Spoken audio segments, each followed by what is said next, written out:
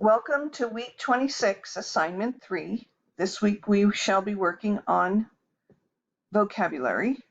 So if you go to the assignment, it will take you to two different links.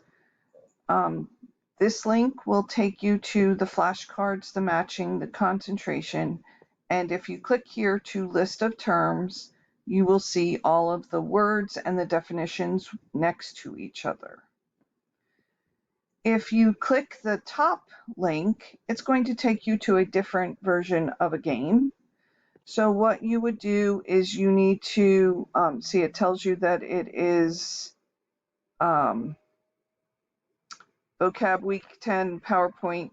So what you need to do is you have to click here and you can choose some game. So Pac-Man, Pong, Space Invaders, whatever it is you want to do. So you would click on it and then it will start. And as you miss things, you have to answer questions so that you can move on. So you would just click start and then you would go from there. Okay, so once you are done with studying, playing, practicing, whatever, if you go to assignment 3, there is a quiz. It's 2 matching questions. You only get 1 chance to take the quiz. So you would just go here and you're going to have your question and you just click and drag your answers.